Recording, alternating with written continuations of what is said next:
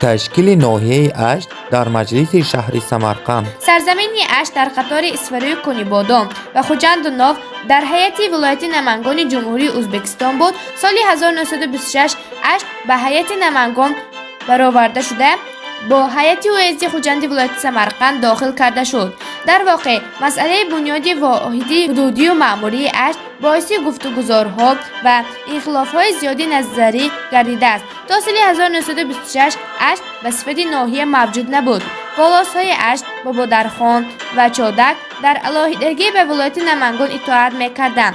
7 ایونی سال 1926 در شهر سمرقند مجلس کمیسیون ناحیه بندی کمیته اجرایی مرکزی جمهوری ازبکستان مسئله بنیادی واحدی حدودی اداره اشت را بررسی نمود.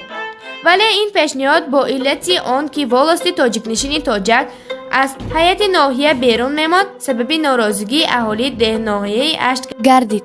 با وجود ناراضگی اهالی، کمیسیون ناحیه بندی کمیته اجرایی مرکزی جمهوری ازبکستان 13 ایولی سال 1926 درباره تشکیل نمودن ناحیه اشت به صفت ناحیه تکیه‌گاهی در هیئت والست‌های اشت و بابادرخان لایحه قرار را به تصویب رسانید. 29 سپتامبر سال 1926 قرار کمیته اجرایی مرکزی ازبکستان درباره تشکیل دادن ناحیه اشت در هیئت ولایت فرغانه قبول و نشر کرده شد.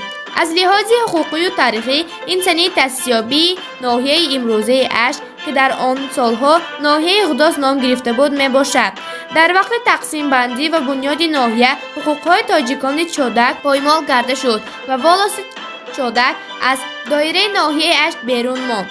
بعد گفت و شنیدهای طولانی ناحیه اشت در قطار ناحیه کنیبادان 14 فوریه سال 1927 از هیئت ولایت فرغانه به هیئت اکروگ خوجند که آن هم جزء جمهوری ازبکستان بود گذرانیده می شود. 10 می سال 1929 انجمن دوم شوراهای ازبکستان درباره از هیئت جمهوری ازبکستان برآوردن اکروگ خوجند و به هیئت جمهوری تاجیکستان دادن آن قرار قبول می کند.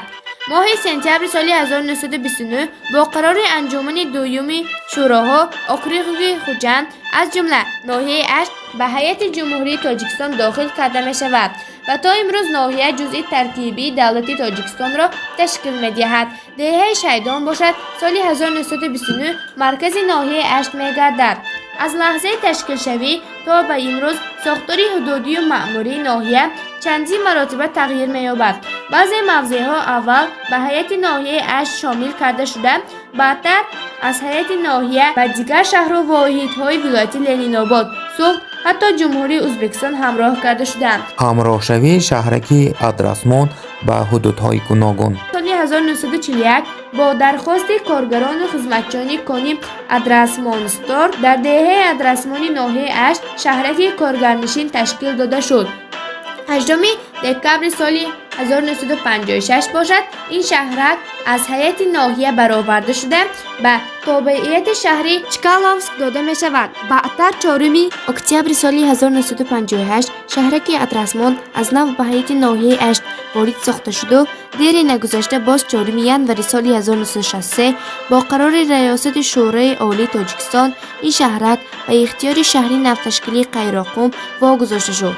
این ناهمگونی ها بعدتر هم در موضع راست رود سیر و هم در قسم غربی سلسله کوه قرمه باعث پیوست شدن بعض دههای ناحیه به خط سرحدی جمهوری ازبکستان گردیده. به نام تاریخی خود برگشتن شهرک شیدان. حالا شهرک شیدان مرکز معموری و فرهنگی ناحیه اشت است.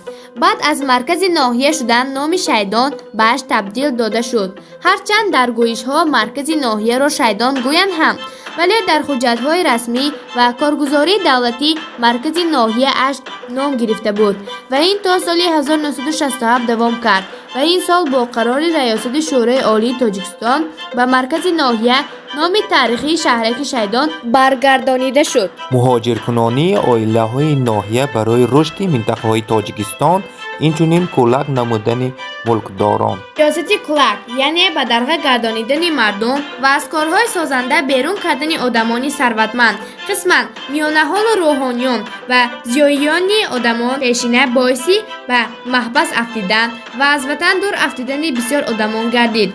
مثلا زیر ماه سال 1931 24 خانواده که در آن 104 نفر آدمان زندگانی میکردند کلک اعلام کرده شده زمینی نوزدی‌حولگی، مال و ملک و انواع خانوادگیشان مصادره گردیدند.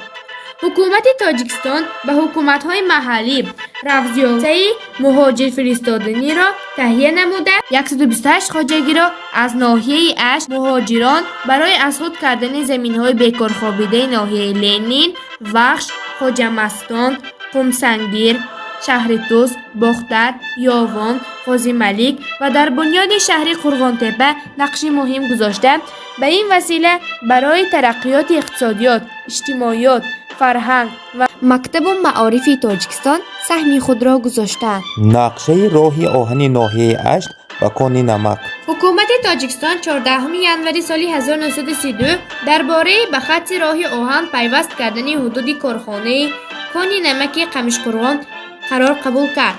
پیوست شدن خط راه آهن به ناحیه به ترقیات اقتصادی و اجتماعی تکان داده و ساختمان کارخانه‌های کلان صنعتی زمینه می‌گذاشت.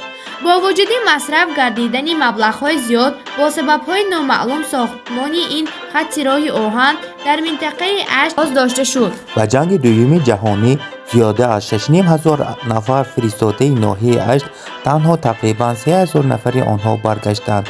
قهرمانی‌های توجی ارجگیتوف در محاربه‌های خونین. جنگ دوم جهانی میلیون‌ها آدمان را بی‌وطن و بی‌خانه و شهید کرد. مردم اشت چون دیگر مردم تاجیکستان از دولت سوویتی که وطن یگانه همه ما محسوب میشد محافظت کردند. جنگ 6,784 نفر بهادران اشتی سفربر کرده شدند.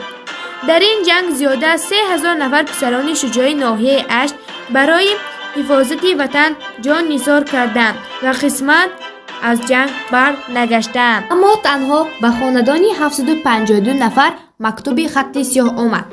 در جنگ‌های شدید فرانتی فولخوف محاربه ستالینگراد ماه اکتبر سال 1943 فرستاده ناحیه اشت کمسمال چوپانی کالغازی پختکار تویچی اریگیتوف قهرمانی بی‌مثل مانند نشان داد. او در محاربه نزد دهه سمردیم پیکری خش را به نقطه استحکام آتشفشانی امبرازوری فاشیستان نیمیز گذاشته و این وسیله برای هجوم همیرقانش به مقابل دشمن راه گشاد. این کارنامه‌ای ابدزنده توچی اریگیتوف را بهر دفاع وطن حکومت SSR به عنوان عالی قهرمان اتفاق سوویتی تقدیر کرد. اینچنین کارنامه‌های جنگی پهلوان اشتی خوجامبردیف اگامبردی بهر حفظ وطن با 3 درجه آردی شرف قدر کرده شد. به ناحیه عظیم تبدیل یافتن اشت. شیبر شیبر باران شد. موسمی بهاران شد. با قرار حکومت اشتی میده کلان شد.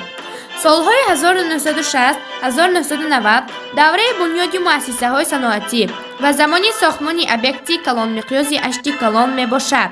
موافق لایحه ساختمان اشتی کلان باید در 4 دوره کاملا بنیاد یافته 61.5 گکتار زمین را گشاده آبیاری و کارم می نمود. در طول این سالها در ناحیه تقریبا 30,000 گکتار در زمین‌های عصر تشنه‌لابی اشتی کلان به کار درآمد. همچنین سلسله استانسیه‌های پراقتداری نسازهای آبکشی ساخته شد. برای وسعت ساختمان اشتی کلان 3 تشکیلات پراقتدار بیناکاری PMK 6 8 9 تأسیس داده شد. در سالهای 1970 1990 در ناحیه یک قطار شهرک‌ها، دهه‌ها، مرکزها و نقطه‌های اهالی نشین ساخته شدند.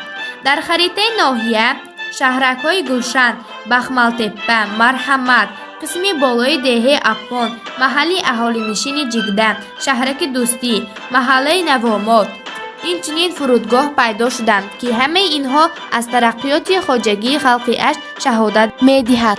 قربانی جنگ شهروندی شدن زادگان ناحیه اشت. هرچند ناحیه در لحظه‌های اول استقلالیت به جنگ هموطنی کشیده نشد، ولی نمایندگان آن برای محافظت ساختار کانستیتوسیونی، حفظ قانون و ترتیبات جمعیتی و حمایت منفعت‌های دولتی و ملی خلق تاجیکستان جهد و تلاش و کارنمایی کردند که شجاعت و دلاوری دادستانی کلی جمهوری، مرحوم نورالله عبیداللهیف، پالکوونیک غیرت اوتاєв و یکچند میلیتسیونران مقاومت نشان داده هلاک شدند.